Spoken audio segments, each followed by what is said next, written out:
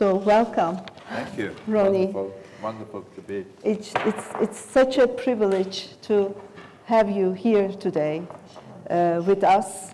I remember myself reading your book in 2020, and I was amazed with it. I was inspired, and that's how we came up until now. I'm still pinching myself. Can't believe that you're here today with us.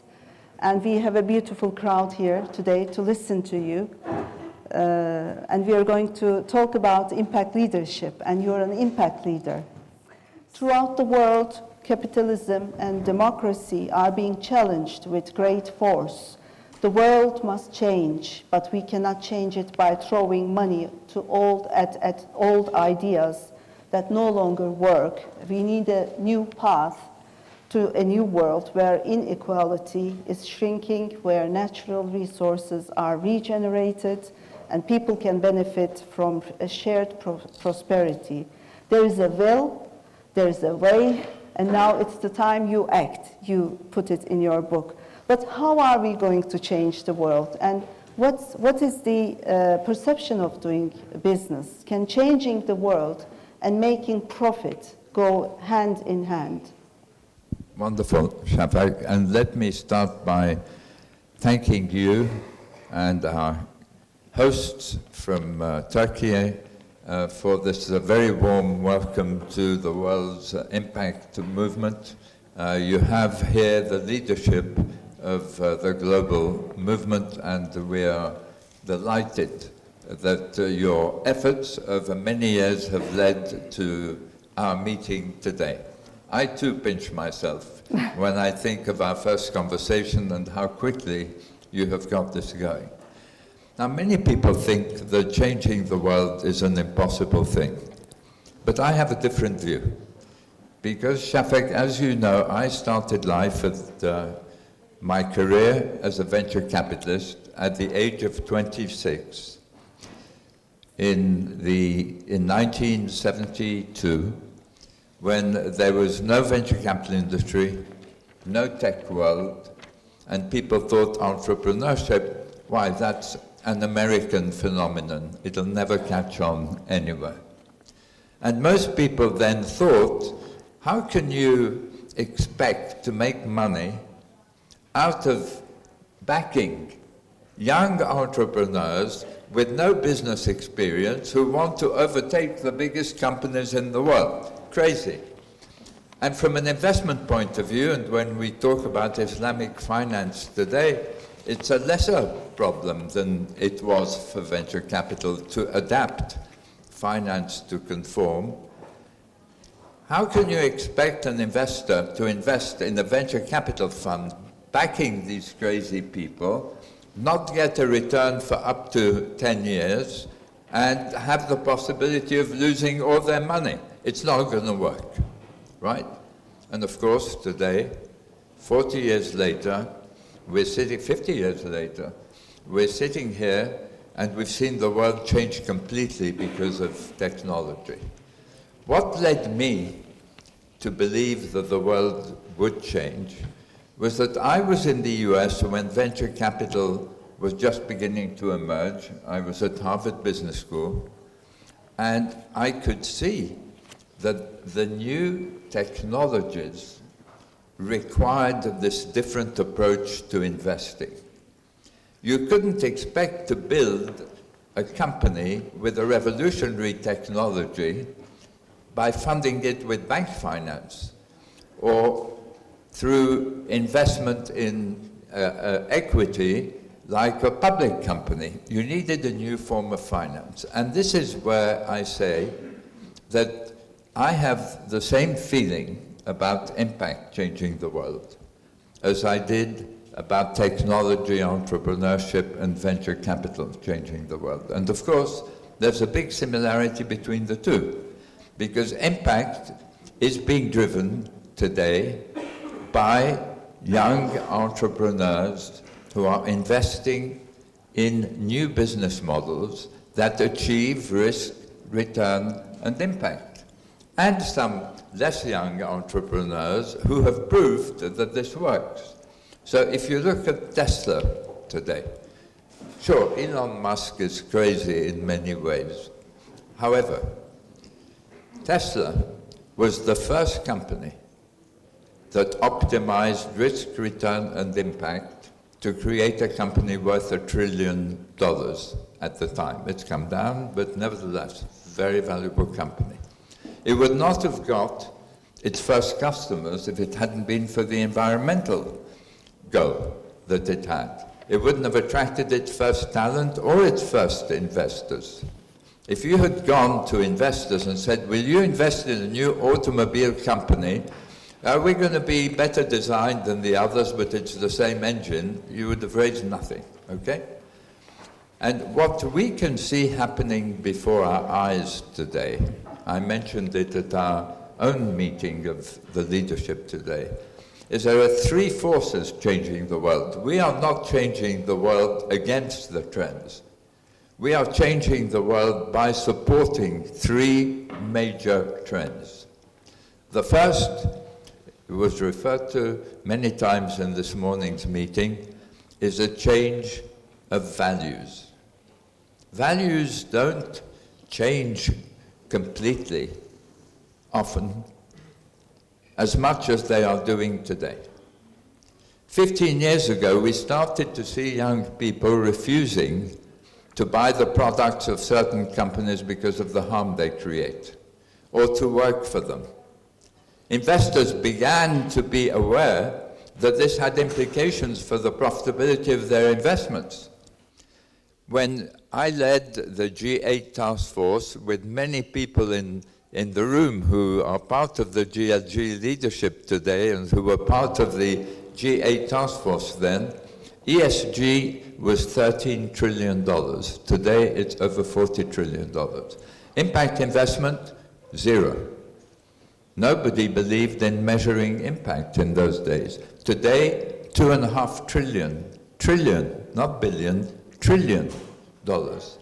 In the last 3-4 years alone, we've seen a new financial security come along, a sustainability-linked bond or loan, where the rate of interest that the borrower pays, so a company borrows money on the bond market, Novartis, pharmaceutical company, Swiss pharmaceutical company, as you know, raises $1.8 billion in a sustainability-linked bond, where if its drugs achieve penetration of vulnerable communities beyond a certain percentage of its sales, its rate of interest falls. That market has gone from zero to over $1.5 trillion in 3 or 4 years. And then the second force is the force of technology. Just as Tesla has brought new technology, we're seeing entrepreneurs, and entrepreneurship is a global phenomenon. It's thriving here in Turkey, in every one of the 36 countries, and soon the 45 or 50 countries of the GSG. We're seeing entrepreneurs create business models that have purpose as well as profit in mind, where they are creating a way of delivering impact and making money at the same time. It's happening in education, in health, in fintech, in every area, in transport, in clean energy, everywhere. You are seeing entrepreneurs driving technology to achieve impact. And of course, the scope of artificial intelligence, machine learning, augmented reality, to deliver impact globally is greater than humanity has ever had before. And so entrepreneurs understand this. And that's why in the book I refer to the fact that an impact unicorn now isn't just a venture that becomes worth $1 billion. It's a venture that does that and also improves the lives of 1 billion people. And that, in my experience, is the ambition of the young generation today, to do good and to do well. The third force is the one people outside of this hall are completely unaware of for the most part. And it's the force of impact transparency which the GSG, in all modesty, can claim to have put on the map. We see today the SEC imposing mandatory, it hasn't made it through the American political system, but the proposal is there and something will emerge in the next few months. Mandatory disclosure by companies, big and small, of all the environmental impacts they create. That's major. That means every company will be reporting not just on profit, but on environmental impact. Across the Atlantic, you have the EU, which started a few years ago to impose transparency on investment vehicles. You can't put transparency on an investment fund if you don't have transparency on the companies in the fund's portfolio. And then you have the creation of the ISSB, which is part of, excuse all these initials, the organization which is responsible for financial accounting across the whole world, IFRS, standardizing the metrics for both environmental and social impacts.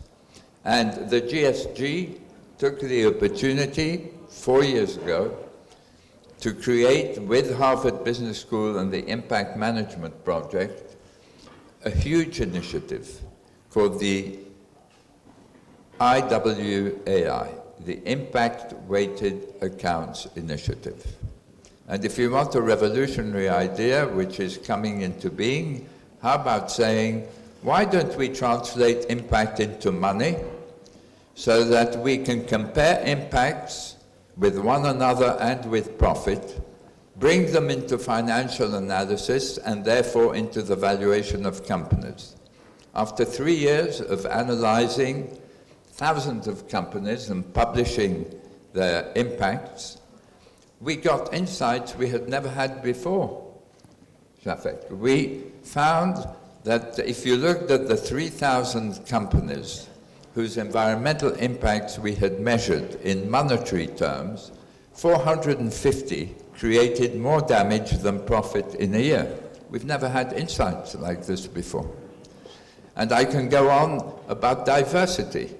The diversity deficit of Amazon today is $6.5 billion a year, taking the lost remuneration of ethnic and gender groups who are missing if you compare the demographics inside and outside Amazon facilities. Apple, $2.4 billion. Does that mean Apple's a better performer? Not if you compare it to wage bill. Amazon 16%, Apple 24%. And so you can see, Şafak, that the world is changing. If you take these three forces together, the force of values, of technology, and transparency on impacts, the world is changing in the direction of the title of impact economies, which deliver the optimization of risk, return, and impact. Not making money without worrying about consequences, but making money and bringing solutions to the big social and environmental challenges we face. I think you have pretty much covered the aspects of the impact revolution you have suggested in your book. You have mentioned it in your book. How do you think it's evolving, and what does it mean today for us, impact revolution? What will it mean for tomorrow? So this is why I'm so impressed that the government has been involved in the creation of this NAB and that we have representatives of government here today. My surprise, relative to my expectations at the time of the G8 task force in 2013-14, or the time when we invented the social impact bond in 2010, and congratulations on launching the first Turkish impact bond, was that government and philanthropists would be the first to adopt this. And what you hear from my comments is that really they haven't. It's the public markets, it's the financial markets that have gone to the trillions. And governments, whether it's the Obama administration with its $500 million in its budget, or the UK administration with a few $100 million in its budget, or the French administration with a similar amount, are still experimenting with this idea of impact investment. If you're interested, I can go into the reasons why it takes time to change the mindset of government on this issue. And so we find ourselves in a revolution today which is being driven by investors. Why is it being driven by investors? Because investors understand that the best way of doing business and investing today is to optimize risk, return, and impact. And so they are pushing the regulators to make sure they have the information they need. So the efforts that you're seeing today at the SEC and the ISSB and so on are the result of investor pressure. Because if the regulator wants to make sure that all stock price sensitive information is available for every investor at the same time, then they have to have standardization of measurement, and they have to have mandatory publication on a comparable basis.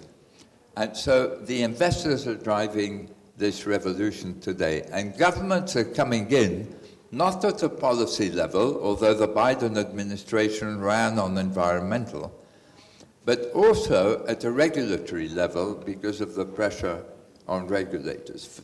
For me, this is inevitable, just like the tech revolution was inevitable. This is happening now before our eyes. It's gone past the point of no return. The train has left the station.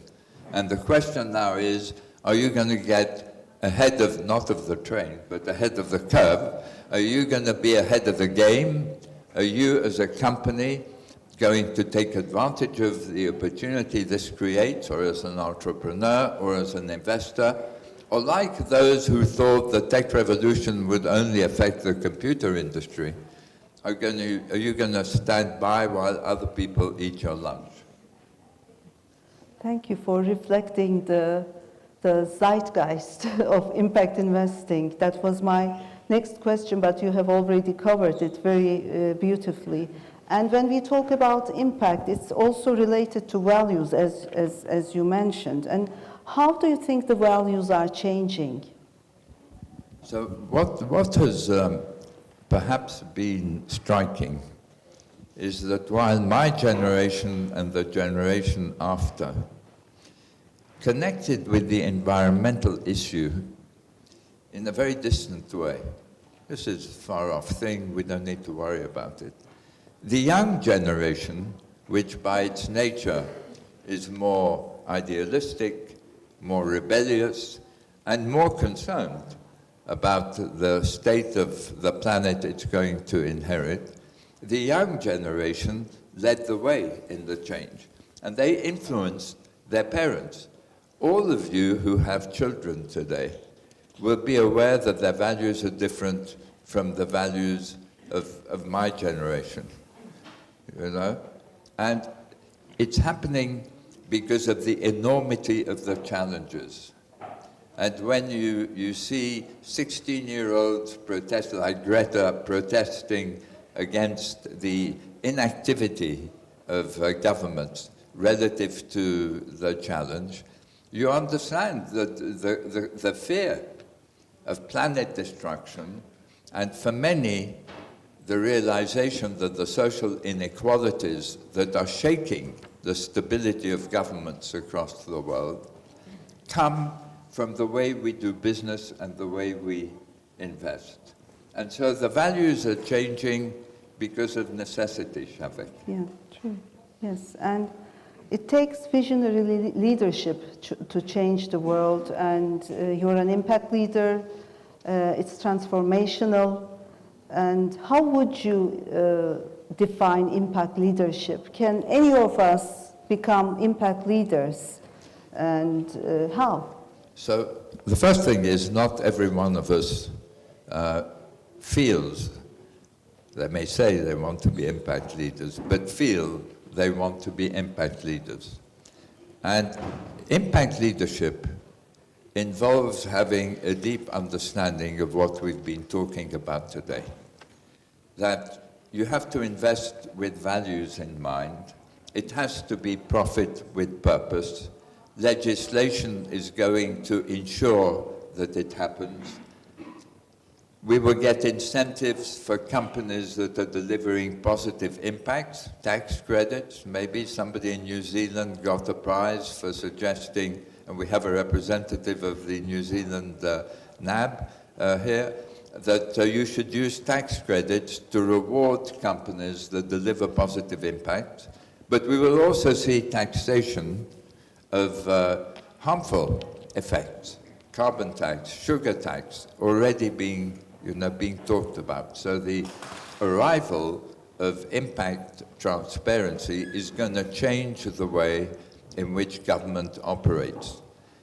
And for government, this is a way of attracting private sector capital at a time when government budgets are hugely constrained, when social issues after COVID and with the decline in the economy because of the Ukraine war, the global economy because of the Ukraine war and so on, governments have here the opportunity to implement their policy objectives in the social and environmental area with other people's money, paying only when the outcomes have been achieved and in a way that is Sharia law compliant. A social impact bond does not receive interest. It receives a gain, a capital gain, at the end of, when the outcomes have been achieved. So you're doing good and doing well, and you don't get interest. And your ambitions of creating a financial center in Turkey, which has its own unique identity, could well revolve around this opportunity to bring modern finance within the ambit of Sharia law, for example. And so when you begin to think about the challenge we as the GSG face, if I may put you in our shoes for a moment, we can see these issues in 50 countries which are represented here today. And we talk to government about them, and government doesn't really do more than listen. And yet, the evidence exists. A social impact bond, you can read the Big Society Capital report in the UK, looking at 90, I think, social impact bonds, delivers in its life, if it's a 5-year bond or 10-year bond, 10 times the investment in socio-economic value. 10 times the investment. If you compare funding inputs, as governments do today, we are going to invest so much in education, versus funding outcomes, we are going to pay so much for every outcomes achieved. Funding outcomes costs less per outcome, per successful outcome. 57% of the cost of paying for inputs is again a Big Society Capital figure based on an example in the mental health area, where government services were compared with and without. So it's an obvious thing for government to do it. Again, that's why I'm impressed that the Turkish government and President Erdogan himself were attracted to the idea of impact investment and felt that, look, this is really relevant to what we're trying to do today. For those who are drawn by the social purpose, it's completely obvious why you should do it. For those, you were talking of values, who haven't changed their values so much and say the market takes care of everything, they say this is a more effective way of spending government money. And so this is really, across all our countries today, a bipartisan issue. And the issue we face country by country is the issue that you face, Şafak, in Turkey. What is going to get us to an economy where you make money and you bring solutions to the social issues of the country and to the environmental issues of the country and of the globe. What are going to be the steps to get us there?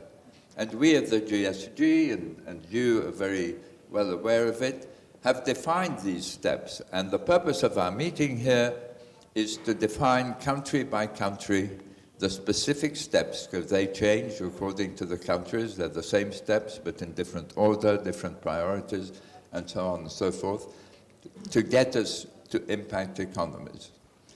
I will just say, Şafak, that when we think in terms of time frames, if you look at the historical parallel, the time frame is very short. The historic parallel is after the crash, the Wall Street crash of 1929, investors realized they had been investing in companies without understanding what profits they really made, because every company picked its own accounting principles and there were no auditors to check the numbers. After the crash, the investors lost fortunes, people were made destitute. The government stepped in, and within 4 years of the crash, in 1933, we introduced, the US famously introduced, generally accepted accounting principles and the use of auditors. Now you could say the crash of COVID-19 was the defining moment for transparency on impacts, for impact accounting, if you like. 2 years after the crash, you had the SEC effort going and the ISSB effort going. Political considerations in the US apart, the EU will move forward with this agenda.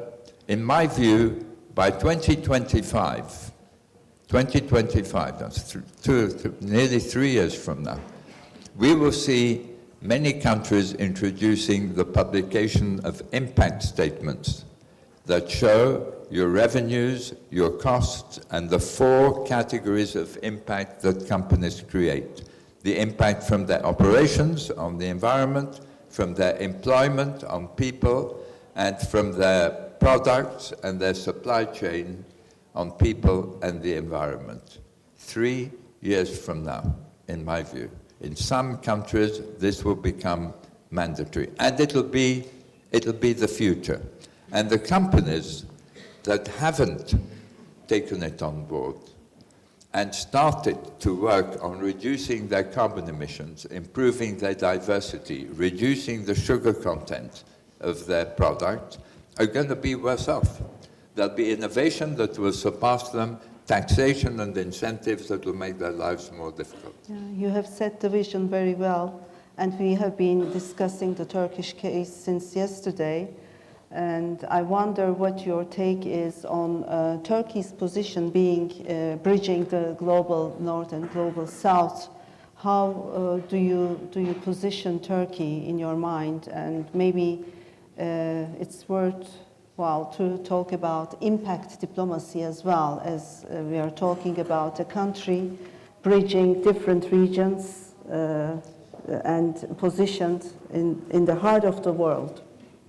So you could say that the impact movement started in Europe and the US, shifted to Africa and to Asia now. We have many African and Asian representatives at our meeting.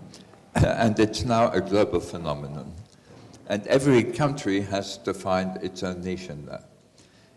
I happen to believe that Islamic finance is a massive opportunity, and that the impact approaches we've been talking about need to be adapted for it and implemented at scale. And so if you begin to define social impact bonds as shuruk, for example, Turkey may have the opportunity to become the leader in the impact bond space.